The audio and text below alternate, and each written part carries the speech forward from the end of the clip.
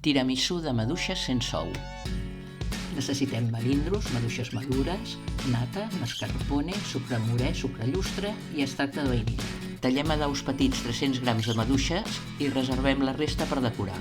Hi afegim el sucre morè i el suc de taronja natural. Ho remenem bé i ho deixem en infusió mínim 30 minuts. Barregem la nata líquida, el sucre llustre, la vainilla i el mascarpone. El mascarpone ha d'estar a temperatura ambient. Batem el conjunt amb les varetes fins que quedi una crema espessa i ho deixem refredar una estona a la nevera.